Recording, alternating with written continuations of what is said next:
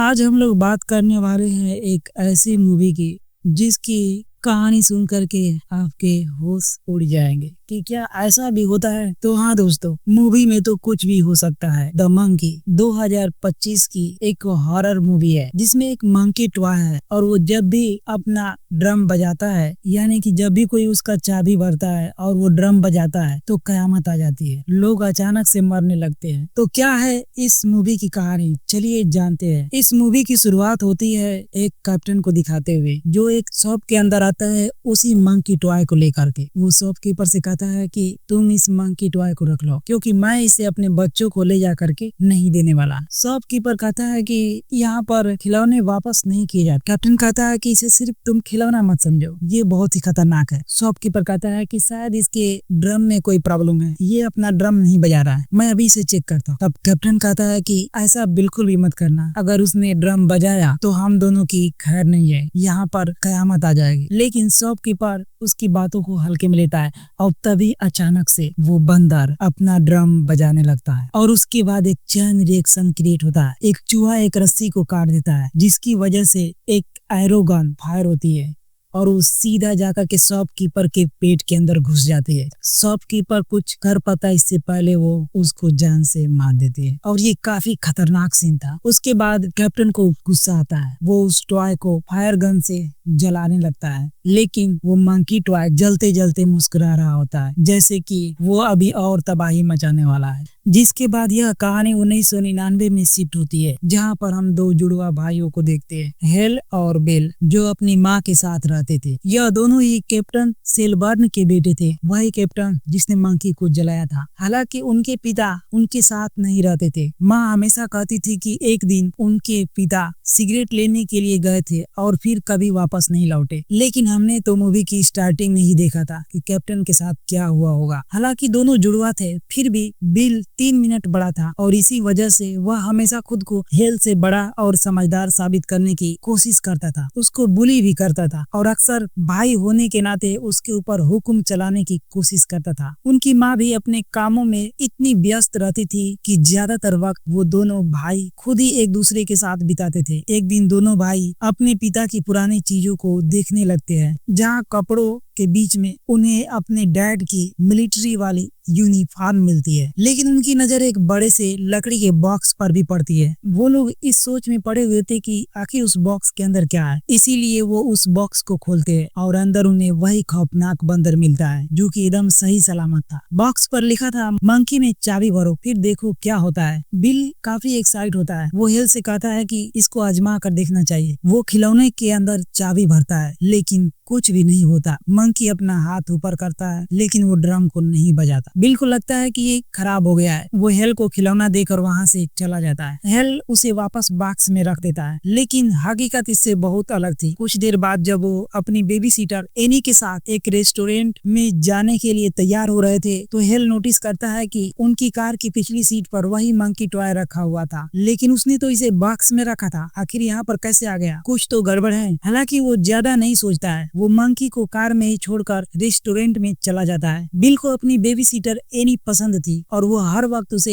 Impress करने की कोशिश करता था। उस दिन भी वो अपने भाई हेला और एनी के साथ एक लाइव किचन रेस्टोरेंट में गया था जहाँ वो सामने खाना बनाते हुए देख रहे थे। सब कुछ नॉर्मल लग रहा था, लेकिन तभी हेल को एक जानी पहचानी आवाज सुनाई देती है, मंकी टॉय की, ड्रम बजाने की। लेकिन यह कैसे हो सकता था, वो तो उसको कार में छोड़कर आया था। अभी वो कुछ समझ भी नहीं पाया था कि तभी सामने जो शेफ अपने हाथों से चाकू घुमाकर करतब दिखा रहा था, वो चाकू उसके हाथ से फिसलकर सीधा एनी की गर्दन पे लग जाता है, जिसकी वजह से उसकी गर्दन कटकर गिर जाती है और वो वहीं पर मर जाती है। सब कुछ इतनी तेजी से होता है कि किसी को कुछ भी समझने का मौका ही नहीं मिलता। लेकिन हिल अच्छी तरह से जानता था कि यह महज एक हादसा नहीं है। इस दर्दनाक घटना के बाद उनकी आंटी उनको संभालने की कोशिश करती है। वो कहती है कि जीवन ऐसा ही होता है, किसकी मौत कब होगी कोई नहीं जानता, लेकिन मरना तो सभी को है। लेकिन हिल इस जवाब से संतुष्ट नहीं था। घर लौटने के बाद वो सीधा मंकी टॉय के पास जाता है। वो उससे पूछता है कि क्या एनी की मौत में तुम्हारा कोई लेना देना है, लेकिन इससे पहले कि वो कोई जवाब ढूंढ पाता बिल कमरे में आ जाता है। हमेशा की तरह वो हेल को तंग करने लगता है और जबरदस्ती उससे बेकार की बातें करवाने की कोशिश करता है। अगले दिन स्कूल में हेल की परेशानी और बढ़ जाती है क्योंकि कुछ लड़कियां उसको बुली करती है, यानी कि केले के छिलके उसके सर पे डाल देती है। क्योंकि बिल ने मंकी वाले किस्से को पूरे स्कूल में फैला दिया था। अब अपमानित और गुस्से से भरा हुआ हेल घर लौटता है। वो किसी से कोई बात नहीं करता, वो सीधा अपने कमरे में चला जाता है। उसकी माँ नीचे किचन में खाना बना रही होती है, लेकिन हेल उनसे कुछ भी कहने के मूड में नहीं था। गुस्से से भरा हुआ वो मंकी टॉय को उठाता है, जिसमें वह चाबी भरते हुए कहता है कि इस बार बिल को खत्म कर दो। उसने यह सब सोच समझकर नहीं किया था, वो तो बस अपने भड़ास निकालना चाहता था। लेकिन जैसे ही मंकी ड्रम बजाने लगता है, कहानी एक खतरनाक मोड़ ले लेती है। उसी वक्त बिल घर लौटता है। वो अपनी माँ से कुछ पूछने के लिए किचन में जाता है, लेकिन अचानक उसकी माँ की आंखें फैल जाती है। उसके कानों से खून बहने लगता है और वो जमीन पर गिरकर मर जाती है। बिल घबरा जाता है, हेल भी घबरा जाता है, लेकिन सब कुछ खत्म हो चुका था। मंकी ने बिल को नहीं बल्कि उसकी माँ को मार दिया। डॉक्टर के मुताबिक उनकी माँ की मौत ब्रेन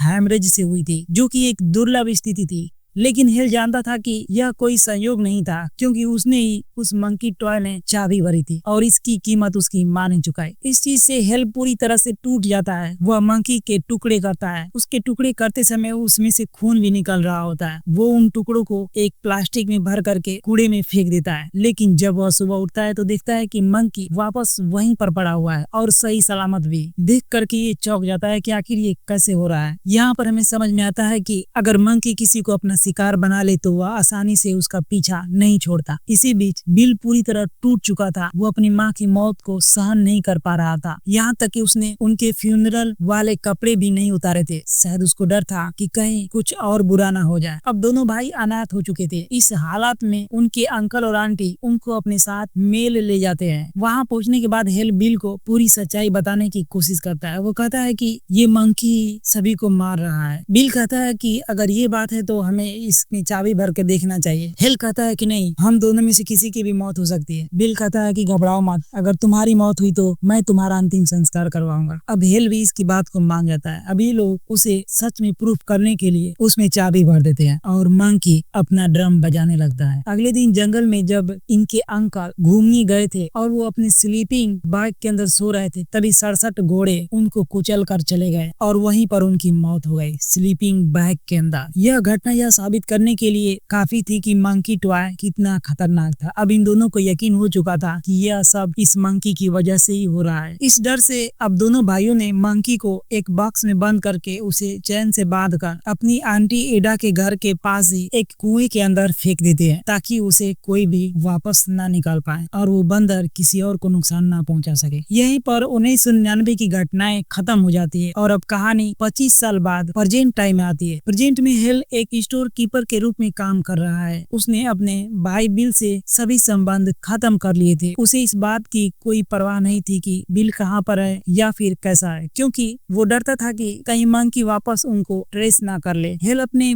मैनेजर से 2 दिन की छुट्टी मांगता है, क्योंकि उसे अपने बेटे पीट से मिलने जाना था। यहाँ पर पता चलता है कि हेल की पत्नी अब अपने नए पति के साथ रह रही थी और हेल साल में एक बार ही अपने बेटे से मिलने आता था। लेकिन इस बार उसको झटका लगता है जब उसको पता चलता है कि उसकी पत्नी अपने नए पति के साथ मिलकर हेल के बेटे को अपनी कस्टडी में हमेशा के लिए लेने वाले हैं। इसका मतलब था कि यह हेल के लिए अपने बेटे के साथ आखिरी हफ्ता था। इस कठिन समय को यादगार बनाने के लिए हेल और पीट एक रोड ट्रिप पर जाते हैं। वह एक होटल में रुकते हैं। यहाँ पर पीट अपने डैड से उनकी फैमिली के बारे में पूछता है, जैसे कि क्या उनका कोई भाई है। इस पर हेल झूठ बोल देता है कि उसका कोई भाई और कोई बहन नहीं है, वो अकेला है। दूसरी ओर मेल में आंटी ईडा अपने घर पर अकेली रह रही थी। एक रात उन्हें घर में किसी के होने का एहसास होता है। डर के कारण वो अपनी गन लेकर के उसे ढूंढने के लिए बाहर आती है, लेकिन जैसे ही वापस वो सीढ़ियां पकड़ के जा रही होती है तो सीढ़ियां टूट जाती है और वो नीचे गिर करके घायल हो जाती है, लेकिन वो मरती नहीं है। फिर वो आकर के आईने के सामने अपने घाव को साफ कर रही होती है और उस पे कुछ दवाइयां लगा रही होती है। तभी उन्हें गैस लीक होने की सुगंध आती है।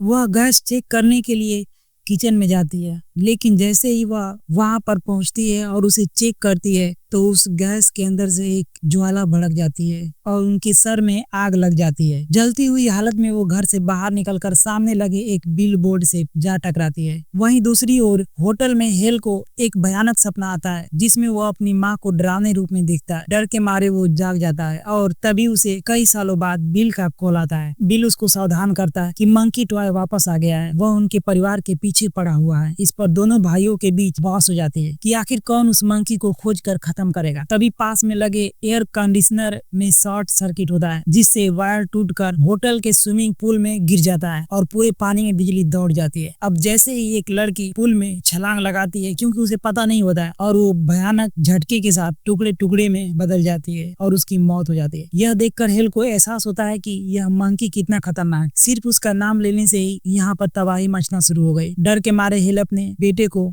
वापस घर ले जाना चाहता है ताकि वह किसी मुसीबत में ना फंसे, लेकिन पीट अपने डैड के साथ उनकी जन्मभूमि यानी कि आंटी ईडा के घर जाना चाहता है जहाँ पर इसके डैड का बचपन बीता था। पीट की बात मानते हुए हेल उसको मेल ले जाने के लिए तैयार हो जाता है। इस बीच टाउन में आंट एडा की मौत के बाद उनके कुछ सामान की नीलामी की जा रही थी जहाँ रिकी नाम का एक लड़का उस मंकी टॉय को खरीद लेता है। यहाँ पर हमें रिकी का एक फ्लैशबैक भी देखने को मिलता है जहाँ पर वह अपने पिता को याद करता है। हालांकि उसकी माँ का मानना था कि उसके पिता एक अच्छे इंसान नहीं थे, वो ज्यादातर किसी और औरत के साथ गलत काम में व्यस्त रहते थे। होटल से निकलकर हेल और पीट टाउन पहुंचते हैं जहां उनकी मुलाकात एजेंट बारबरा से होती है। बारबरा उनको बताती है कि कैसे इस टाउन में कुछ डरावनी घटनाएं हो रही है कुछ हफ्तों से और लोग एक एक करके रहस्यमय एक्सीडेंट में मर रहे हैं। बारबरा की बातों से पीट को भी पता चल जाता है कि उसके पिता का एक जुड़वा भाई है। बाद में हेल और बारबरा एक स्टोर रूम के पास पहुंचते हैं। हेल उससे पूछता है कि जब उन्होंने नीलामी करवाया था तो क्या उनको कोई मंकी टॉय मिला था। बारबरा को कुछ खास याद नहीं आता है, लेकिन जैसे ही वह स्टोर रूम का दरवाजा खोलती है अंदर रखी एक शॉटगन अचानक से चल जाती जो सीधा जाकर बारबरा को लग और वहीं पर उसकी मौत हो जाती है। और तभी अंदर से वही खौफनाक मंकी टॉय की ड्रम बजने की आवाज गूंज उठती है। इसका मतलब था कि मंकी टॉय फिर से हेल और बिल के परिवार के पीछे पड़ चुका है। इसी बीच बिल को संदेह होता है कि उसका भाई इसी टाउन में ही है, लेकिन वो इससे मिलने नहीं आ रहा है। वो टेलीफोन डायरेक्टरी से ट्राई करने की कोशिश करता है। वो फोन करके उसको धमकाता है ताकि वह सामने आए, लेकिन तभी कहानी में बहुत बड़ा ट्विस्ट आता है जहाँ पर हमको पता चलता है कि असल में बिल पहले से ही टाउन में मौजूद था और मंकी भी उसके पास था। कहानी में आगे हमने देखा ही था कि इस मंकी को रिकी ने खरीदा था, लेकिन बाद में रिकी ने उस मंकी को बिल को बेच दिया था और तब से ही टाउन में रहस्यमय और भयानक घटनाएं शुरू हो गई थी। बिल ने अपने घर को ट्रैप से भर दिया था ताकि वह हेल से बदला ले सके। उसका मानना था कि बचपन में उसकी माँ और बेबी सेटर एनी की मौत हेल की वजह से ही हुई थी, क्योंकि वही मंकी में चाबी भरता था जिससे यह मंकी एक्टिवेट होकर तबाही मचाया करता था। पास्ट में जब दोनों भाइयों ने मंकी को कुएं में फेंक दिया था तो बाद में बिल उसको ढूंढने गया था। हालांकि उसे सिर्फ इसकी चाबी मिली थी। तब से ही वह इस खिलौने को पाने की कोशिश कर रहा था क्योंकि उसको विश्वास था कि यह वापस जरूर मिलेगा। और जब रिकी ने इसे उसको बेचा तभी से टाउन में हादसे होने शुरू हो गए। अब रिकी आंटी एडा के घर में हेल और पीट को देख लेता है। वो गन लेकर होटल में जाता है और उन दोनों को बंदी बनाकर बिल के अड्डे पर ले जाता है। वो पीट को जबरदस्ती अंदर भेजता है ताकि वह मंकी को वापस ला सके। हेल उसको चेतावनी देता है कि वह गलती से भी मंकी की चाबी ना भरे। पीट अंदर जाकर ट्रैप से बचते हुए बिल तक पहुंच जाता है। बिल उसको मजबूर करता है कि वह मंकी की चाबी भरे। जैसे ही वह ऐसा करता है बाहर बैठे रिकी की गन चल जाती है, लेकिन वो गोली उसको ना लगकर एक मधुमक्खी के छत्ते के अंदर लग जाती है और उसके अंदर छेद हो जाता है। अब मधुमक्खियां गुस्से में रिकी के मुंह में घुस जाती है और उसको मार डालती है, जिसके बाद हेल वहां से किसी तरह से जान बचाकर निकल जाता है और वह अपने बेटे को ढूंढने के लिए उस घर के अंदर जाने की कोशिश करता है। अब पीटर और बिल आमने सामने होते हैं। हेल अपने बेटे को बचाने के लिए अंदर आता है जिससे एक ट्रैप एक्टिवेट हो जाता है। हेल की आवाज बिल सुन लेता है। वह जान जाता है कि अभी तक वह मरा नहीं है। वह फिर से पीट को चाबी भरने के लिए कहता है पर वह चाबी नहीं भरता है। इस वजह से वह पीट से उस मंकी को छीन करके खुद ही उसके अंदर चाबी भरने की कोशिश करता है, पर वह मंकी उसे झटका देता है और वह दूर जाकर गिरता है। उसे चोट भी लगती है। हेल भी अब अंदर आ जाता है। इसी वक्त बंदर गुस्से में ड्रम बजाने लगता है तेजी से और एक प्लेन क्रैश हो जाता है जिसकी वजह से छत से कई सारे लोग गिरते हैं, जिसे देखकर हेल घबरा जाता है। वो कहता है कि तुमने ये क्या कर दिया। हेल बिल को समझाता है कि जो भी हुआ उसमें हमारी कोई गलती नहीं थी, भले ही हम वहाँ मौजूद थे। दोनों भाइयों में बातचीत होती है और उनके बीच के आपसी मतभेद सुलझ जाते हैं। लेकिन तभी मंकी फिर से ड्रम बजाने लगता है और एक ट्रैप एक्टिवेट होकर बिल को मार देता है। साथ ही टाउन पूरी तरह से तबाह हो चुका होता है प्लेन के गिरने से। अगली सुबह पीटर और हेल कार में बैठकर टाउन से निकल जाते हैं, लेकिन बैक सीट पर वही मंकी बैठा दिखाई देता है। वो इसको अपने साथ रखने का फैसला करते हैं ताकि इसको कंट्रोल में रख सके। लेकिन जाते जाते वो एक हार्श मैन की परछाई को देखते हैं, जो कि देखने में काफी डरावना लग रहा होता है। वही मौत का प्रतीक होता है। और इसी के साथ यह मूवी यहीं पर समाप्त हो जाती है। तो दोस्तों, आप सभी को ये मूवी कैसी लगी? अच्छी लगी हो तो वीडियो को लाइक कर दीजिए और चैनल को सब्सक्राइब कर दीजिए।